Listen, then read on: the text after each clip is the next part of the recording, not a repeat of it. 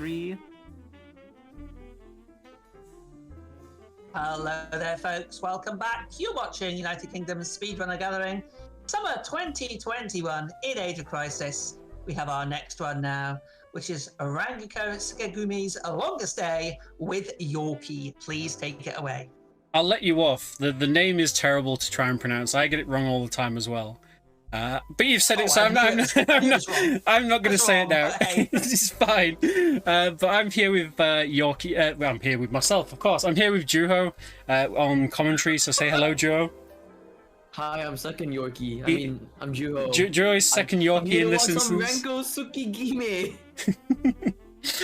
So I'm back here now with another weird game from Japan. Now this one is a bit different in the sense that it was made by, well, put together by Suda51 and a gentleman called Yohei Kataoka. You might not know Yohei Kataoka, but he's the gentleman that basically put together Tokyo Jungle. And you'll see a nice little dog there right on the front cover as everything falls over in my room. Yeah, he seems to put little dogs into his game, and we might see one later on in here, not to give you too many spoilers. But yeah, it's another weird game from Japan. It was released as part of an art project called Short Piece, and the committee wanted something to represent modern day Japan, and what better than a game. So we're gonna get straight underway here. So in 3, 2, 1, let's go. So, unfortunately, we skip all of the cutscenes in this run. I haven't submitted this game with cutscenes for a while, but if we did watch it, it would have a nice long 7-minute cutscene to begin the game, where we get taught about the character we're going to be playing as, the so-called Ranko, who's a schoolgirl, you know, typical Japan already, right there. She's got friends. Mm-hmm. So, Joe, you've never seen this game. Yeah, let me remind you guys, I've only seen it once, and that was the time when he ran this game at UKSM. I've only seen him shown me like one cutscene of like some girl screaming, but I think I'll let Yorkie say what it is later on. So yeah, we're basically it's I like to call this game the Weeb Sonic, because we're playing as, you know, a schoolgirl from Japan running right and taking out little monsters, you know, turning them into very vibrant like effects on screen. But the game teaches you how to play every time you play. So we're gonna get taught how to hover, how to attack, how to chain, and how to basically just run. So a lot of the game is story-wise, if you know of Suda51, you'll know that generally their games are a bit mad. So you see those hands behind us, that is the Legion, and they're chasing us for some reason, we're not quite sure. They're just chasing after us, and they'll be chasing us throughout most of the levels. So, little hint, not always there, but, you know, potentially chasing away. We might not see them that much because we should always be going fast enough to run away. And yeah, the game is pretty much a case of run right, attack everything, get chains, jump, hover, slide, which we can't do yet in true Rayman fashion. We haven't learned how to do that yet, so we can't do it. But we just basically need to keep running right. And we'll get to the end of the level pretty soon. Like every kind of start in some like weird Japanese game, they start off simple, but I don't know what is gonna happen like during like the middle part of the game. It's gonna be a surprise for me, I guess. Oh yeah, so the game is pretty simple throughout. You know, there's only so much you can do in a game where you run right and attack. But they have some interesting things that happen. Now you're, like I say, because we're not watching the cutscenes, you're not going to see a great deal of like story about the game. So I'm going to try and teach you as we go through it. So we're playing here as Ranko. She is a contract killer because, of course, you know, 17-year-old schoolgirl is a contract killer. She uses a violin as her mode of attack, which shoots bullets, and she has a glowing pink eye, which is her special ability kind of thing. So that was the first stage. 2 minutes 30. We killed 125 little enemies there, and we're moving on. So her whole goal of the game is to get revenge, and she's gonna get revenge by killing her father, because her father killed her mother, and true fashion, well, you'll see what her father is later on, in true Japanese fashion. But yeah, we progress on. We're in the office district now, so we're gonna get taught a new skill. We're gonna get taught how to slide in this stage. I say that, and then this won't be the stage. There we go. So we're gonna get taught how to slide. So we can slide down slopes now, and it basically makes us invincible. We're also pretty invincible as we drop down from a jump. We have wall spring as well, so we climb walls. And generally going the path upwards is always the quickest. So we kind of want to not get caught there, but we kind of wanted to find the path that goes up, because it avoids all the little traps and pitfalls down at the bottom where we have to clear a certain amount of enemies. And we kind of want to be quick. The whole point of the game is to be quick. It's a game that kind of forces you to play quickly as well. There's not much that you can do to be slow in this. So we're going to be jumping up here, hopefully landing on the present. Presents in this game unlock character art and other things in the game. Now, admittedly, I've not got all of them because they're well hidden, and I've not really played through all of the stages 100% to find them. Oh, so unfortunately it ate my input there and we dropped down, but we're just going to go straight back up here. This really looks like some regular Sonic game. This is Japanese and goals. Yeah, so they make fun that the game didn't have a very big budget. You can imagine that as part of an art project where they'd finished everything else, all the other anime films, that it was kind of, money-wise, they didn't have a lot of money to spend when they gave it to Suda51 here and Yohei Kataoka for this part of the game. Unfortunately, we didn't go up there, so we're going a bit slow here, but that's fine. But again, there's not much that actually happens for the moment. After the first cutscene, we don't have another one for quite a bit, but we're at the end now. So that's stage 2 done. And we're slowly making our way to basically a place called the Grand Hotel, which is what our father owns. Our father, by the way, is a parking magnate. He owns the largest amount of parking structures in Japan, because that is apparently a mafia-esque job. Apparently a thing. Apparently a thing. She also lives inside the parking structure. The opening cutscene is pretty cool for that. She lives in several shipping containers within one of the parking structures her dad owns. Don't ask how that even works. I just trust, Japan in how they set things up. So, new stage, new skill. We're going to get taught how to reflect weapons. And we're going to try and do that as perfectly as we can, really, because it is really annoying to get caught out. Oh yeah, quick question. Did this game only release in the PS3 and that's it? Yeah, so it was released on the PS3 in Japan, the EU and America. Apparently in America it didn't have the films. I don't understand why, but from my knowledge of, finding out about said game, apparently they didn't include. Okay, we didn't get the nice little slide there under the bridge, but I always forget to do that anyway, so that's fine. So get out of here. Right, but yeah, so it released in the EU as basically as this. In Japan, it also released with the films as well. And yeah, you can put this into your PS3 and watch the anime little shorts that they did. Which cover different periods of Japan's history and folklore, and it is really, really good. I recommend everyone to try and find it. It's a pretty uncommon game, as you can imagine.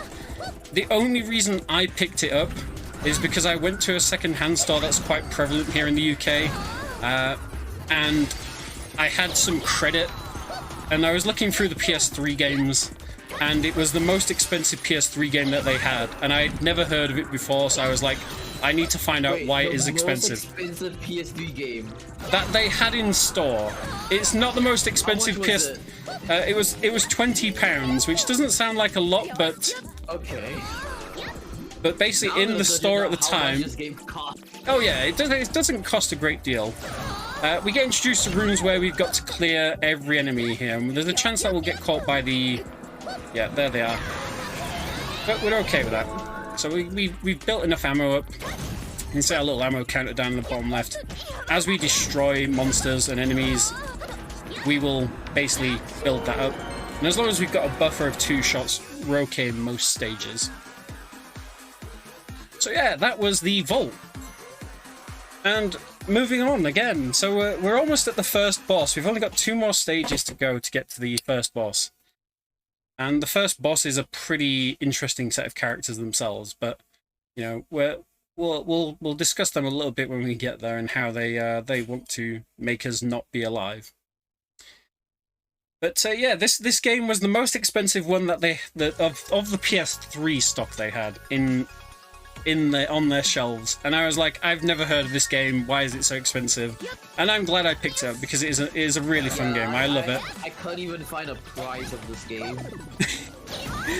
It's so rare. I couldn't even find a single place that has a price in this for this game. So again, this game in Japan is more expensive than the PAL version. That's actually slower to kill that big bomb. I always do it though because I just like killing him. His chain that he causes is super slow. But yeah, very colourful game. You know, lots of things going on screen at once. It's another... There we go, another present. And we're almost at the end of this stage.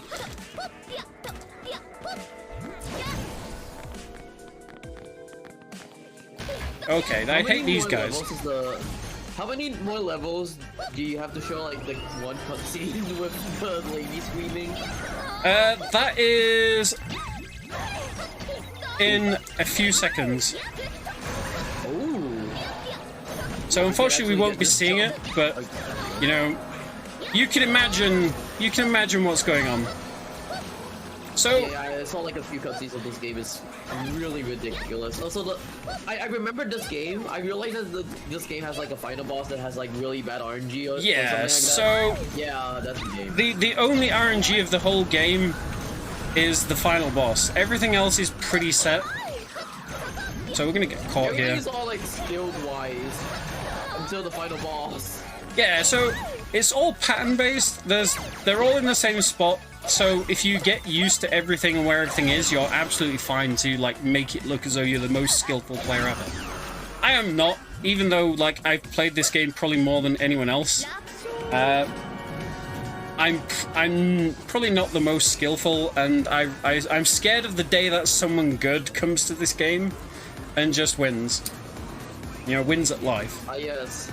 I will come to this game and I will become good. But yeah, we're off to the Grand Tsukigime Hotel. That is how you pronounce it. And we're going to be taking on our first contract kill in a cutscene. Now, you don't meet her in the any %, but there's a character in the game called Kirara, who is one of your best friends from school. And unfortunately, we have a kind of a problem with her father, and that's who we're on our way to kill. So now we've learned everything the game has to throw us in terms of all the abilities, so they're not going to teach us anything new here, except for when I missed that jump. But you get to see all the nice colourful chains.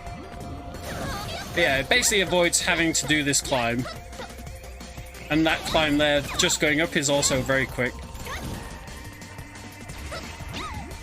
We'll just run on them, that's fine. Don't worry about them. We'll go the slow route this way. You know, for a small budget, like the aesthetics of this game is actually really like. Oh, the movement is very tight. Like, apart from the very, very odd occasion that it like eats an input, it is very, very. Like I would guess for a small budget, the movement wise is gonna be very finicky, but like the aesthetics of this game is just wow. Oh yeah. Pleasing, I guess. Yeah. It's designed to, like I say, be a showcase of modern Japan. So they wanted to be bright, pretty, colourful, and everything in between. And they basically hit every note with that. They didn't miss a single thing. Schemes. Then they had to mess up the control schemes like this, huh? So we want to go up here because it's slightly quicker. Everything going up is slightly quicker. So we're going to just try and bait them a little bit. Not so much there. Going up there isn't too bad. But yeah, we built up our ammo here, so even if we get caught between here and the ending, we're absolutely fine. So again, another room that we have to basically kill things in. So we're going to do a little swag strat there to just run away and shoot him with our gun. Because we've got plenty of ammo. We don't need it. So yeah, cutscene coming up. We are on our sort of on a contract here to go and kill a mafia boss, and it just so happens to turn out that it's Kirara's father. So not very good. So we escape. We're running away at this point, and we get to basically meet the first two bosses of the game. Hoping that the game is loading here. Did it crash? There we go. Oh, there we So that go. was a very slow and very scary black screen. But we get to meet a pair of people called Night and Day here. Night and Day are you get to see a little bit of the cutscene. Yeah, you get to see the cutscene. The pink violin briefcase that she has 51 on it. For Suda51. He likes to put his numbers into the game whenever he can. But we're going to be fighting against Night and Day, who are these two brilliant characters here, with shotguns and assault rifles. And we're in a silo, and we're being chased by, well, hopefully you won't actually see it, but we're being chased by a big drill. You'll see, oh, you can just sort of see the teeth. There. Come on, come up here. Oh no, we were a bit too quick there. As daft as it sounds, there is a perfect RNG to this fight, or a perfect pan that they can go into, and we unfortunately skipped one of them there. Hopefully he appears down there. No, he's not being very nice. Okay, so he's facing that way, so we need to go that way. So, yeah.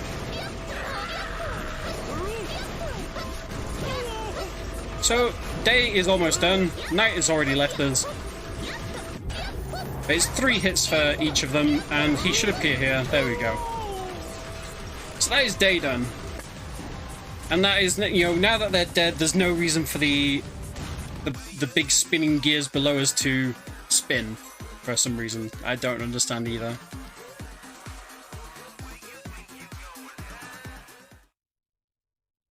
Yeah, so we move on. So we get to see another cutscene here. Our friend Kirara is very upset that we killed her father, and she has some ability up her sleeve right here. It is a very interesting cutscene, and unfortunately you all miss it. But she's not very happy with us at all.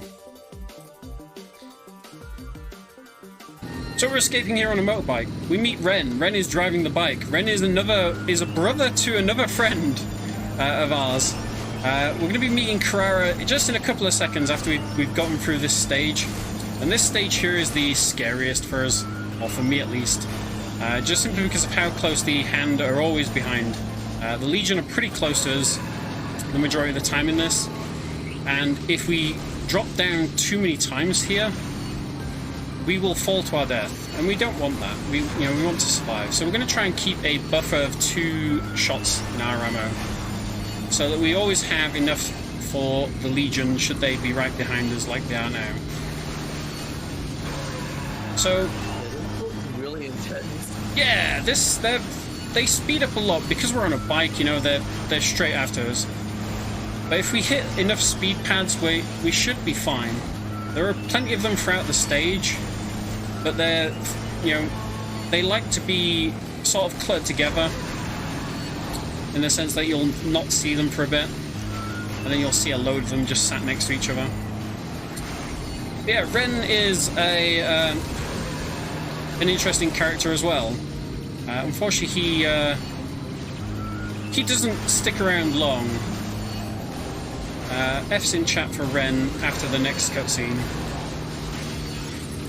Okay, we died. So, unfortunately, we dropped down to our death. So we get to start that stage again. Now, retrying stages is quick. Restarting, like, the whole thing is painful. So hopefully we don't accidentally do that like I've done on many, many runs of this game. So yeah, meet Ren. Again, you know, this is completely not happened. You know, we've never seen Ren before at all here. So we've got two shots. Before the actual F. So again, we're going to try and keep our, like, 2-shot, you know, buffer to make sure we have enough to get the Legion away from us.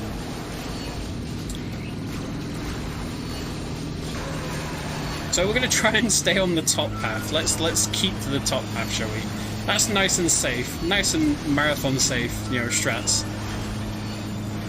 Let's drop down because, you know, marathon safety is not a concern. But yeah, the Legion are very, very quick in this level. They're always kind of on us, and we don't want them to be. So we got kind of got a 2-shot buffer just about there. So speed pads are okay. We're almost at the end, actually. I know I say this, and then we'll be like minutes away from the end, but you'll see us go over a bridge in a couple of seconds. Ooh, that was close. That was really close. But we basically get like a chain of... So we're going to just knock them back, because we built up our...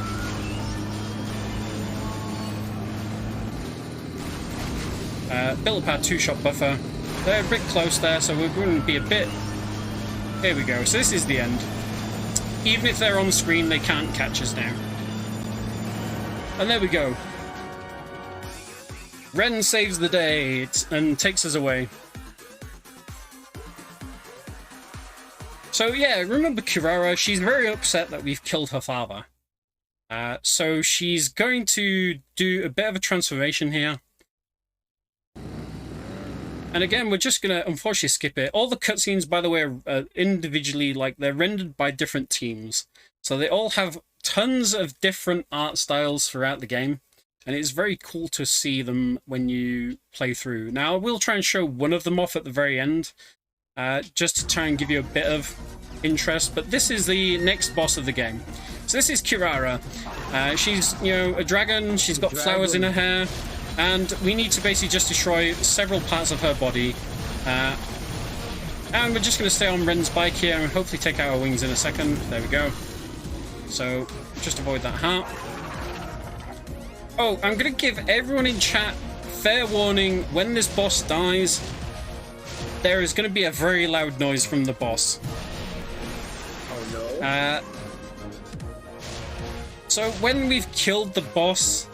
I recommend everyone turn the stream down. I have set a limiter, so hopefully it won't, like, deafen you, but just as a precaution in case it has decided to not want to work. But we have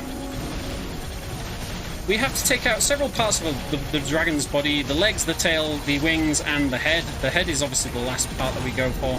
So that is the legs done, which is good. You know, you know what I want to say? Like, I want everyone's volumes to be up so I could say louder. Feels good, man, clap. Louder, feels good, man, clap, do it. Yeah, it is weirdly loud. I don't know why, but yeah, we're going to take out the tail now. It's the last piece before we go for the head. And there we go. So, she's very angry now. She's going to do another swipe through. This little bit up here in the top left is a safe spot. So We're completely fine up here.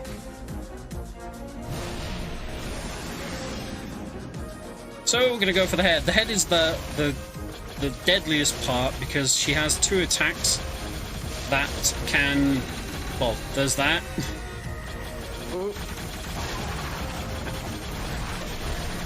That's fine. Got plenty of time. Should get ahead. No, okay. So the love hearts are very annoying. They will track you until you hit her. So yeah, it's gonna be loud in a couple of seconds. Alright, here we go. Feels good, man. Clap. So that was Kirara. She's you know, a dragon, or was. So after killing Kirara, we have the best cutscene of the game. I'm telling you all of this because you should come and watch me run this with cutscenes, and I hope ESA, when they do their schedule release, take this with cutscenes. So yeah, basically Ren doesn't survive, Kirara kills him, and then we unlock the gates to hell. Because yeah, that's totally it. So if you remember at the beginning of the game, Juho, I told you about the little Pomeranian that was on the front of the Tokyo Jungle case. Well, yep. Meet Pom Pom. Oh yes, the dog. I remember this part as well. So Frank Aziz in chat for Pom Pom. Oh, here we go. Dog boss right here. This is a mini boss of his own. We don't get chased by the Legion in this stage. We get chased by Pom Pom, who is a giant demonic Pomeranian. This is like also one of the parts that I saw. So unfortunately, Pom Pom is very aggressive and will always try and hit us, and we don't want that. So unfortunately, you know, we're not saving the animals this run. We will. Oh, you sneaky little dog. So yeah, Pom Pom is higher on the food chain than the Legion apparently.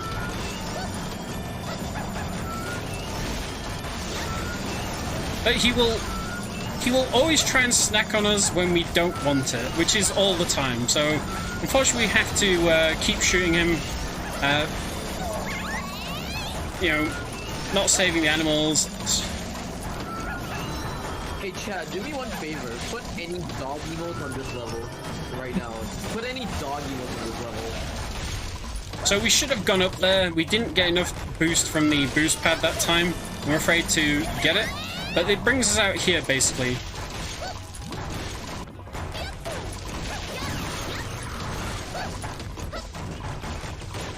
But yeah, Pom Pom is an interesting... Go away. Not having you there, Pom Pom. But we get some speed pads right at the end. And it's okay to go down on this level. Dangerously close. He's fine. We've got plenty of ammo. And plus, he's very nice in the sense that he waits for us to climb these little boosts. He doesn't go after them, you know, or he doesn't attack us when we're like coming up here. He waits for us. Yeah, so we're just gonna do a little bit of a... Oh no! Oh. We're totally not fine at this point. So we've got one ammo shot. Oh, Pom Pom has eaten us. So again, we're not doing too well this game, I'm afraid. But yeah, we get to see Pom Pom yet again.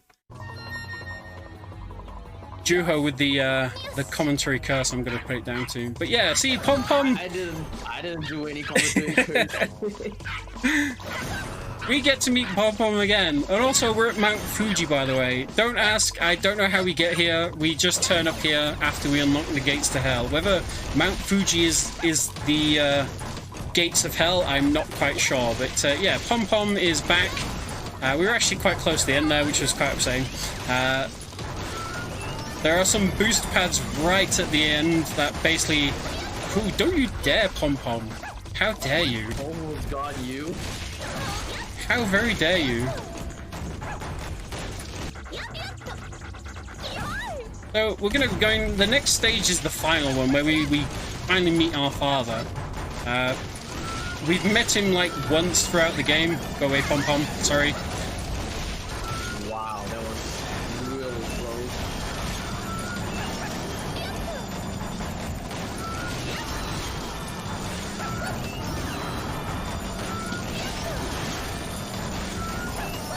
So he tries again. Like, I don't know why he tries there. Again, we missed the glass, which is a bit annoying, but when Pom Pom turns up, I'm going to give him a nice little shot. You know, he gained his vaccinations.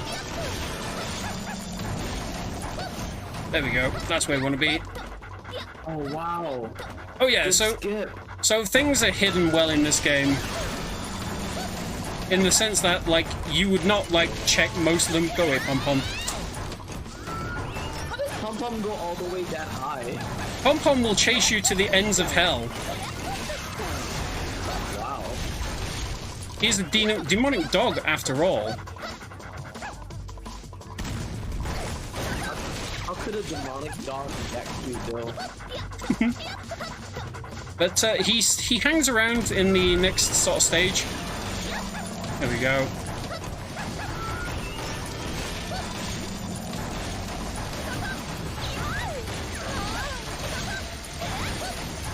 So, yeah, this is basically the end of the stage now. That's how close we were the last time to beating this stage. Right.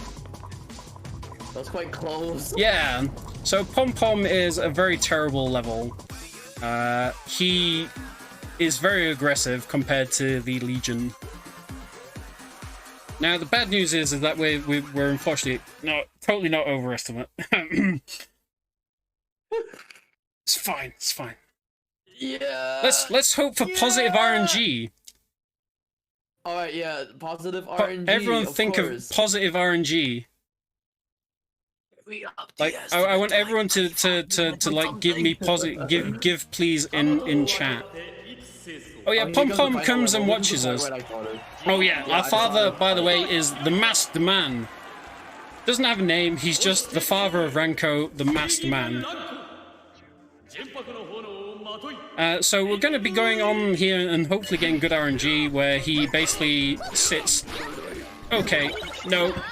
Straight off to bad. Oh no. So we're off here like with totally amazing RNG. Hopefully he doesn't drop. Come on. What? Come on, be nice. Okay, there we go. So we basically need to demask him. He has 7 health. We only have, well, 4 now. There we go. This is the attack we want him to do, which is a belly flop. Because it means we can sort of predict where he's going to land. Now, unfortunately, you know, that's fine. We get to kill his little clones. Hopefully, oh, there we go. That's what we want. So yeah, the clones will do 1 hit. Oh, sorry, we can kill them in 1 hit. So now, interesting. This is our sister, of course, yeah. In terms of like knowing about the game, yeah, this is our sister from the future, from 50 years in the future. So that's fine. Can we get in? Yes, we can get in. So 3 left. Okay, that was pretty close. He almost actually hit us there. That's quite good RNG. Yeah, so the next attack is going to be another one from the sky, another belly flop. So we just need to predict, well, not predict, but see where he's going to be. He's in the middle.